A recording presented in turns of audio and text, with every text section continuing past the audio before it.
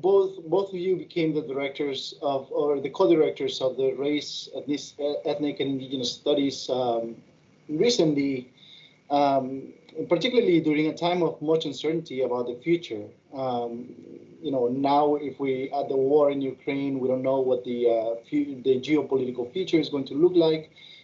So we're living at in times which are where we're very uncertain about the future, both immediate and the long-term future. What is your vision for the Race, Ethnic, and Indigenous Studies program at Marquette? Well, I think, Jorge, that out of times of crisis and catastrophe, it's a moment of rupture, right? And so I think, despite the fact that it's taken so long, right, it's taken so much invisible labor, as Stephanie mentioned, on the backs of students and faculty and staff who've been pushing for this for decades. I think the center is in a really great position to thrive. And if Stephanie and I didn't think that, we wouldn't have taken this position on. And we want to, in the cliche terms of Marquette, you can edit that, be the change to make this center actually live long into the future. However, that is only contingent and is only going to be possible by the continued activism of faculty, students, and staff to make sure more faculty are hired to serve the students who are coming to Marquette. And as we all know, the population of students has shifted. We are becoming a Hispanic serving institute. We need to serve those students, and we need to give them role models, professors in the classroom that look like them, speak like them, sound like them, hear them.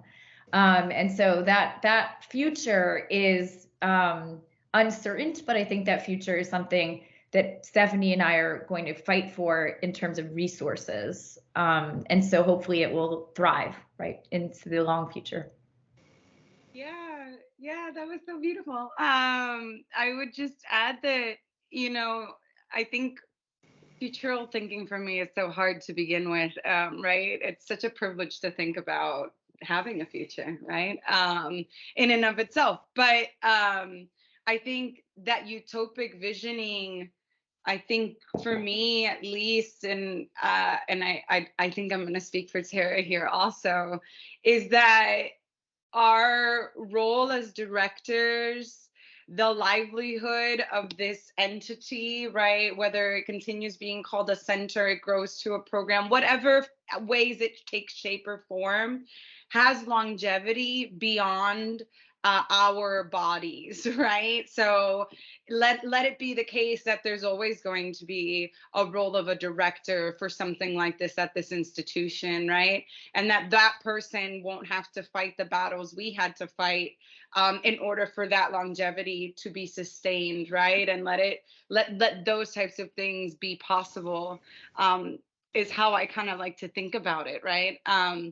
Such that eventually race, ethnic, and indigenous studies is part of the core of the curriculum at Marquette University, such that every student that walks through the doors of this institution will know and will have to know, right, what critical race, ethnic, and indigenous studies is, right? And not just know about it, be able to articulate themselves in relationship to the problems and the challenges that we pose, right? Because as we said, these are humanistic problems. They are shared problems of what it means to be a living, breathing human being today, right?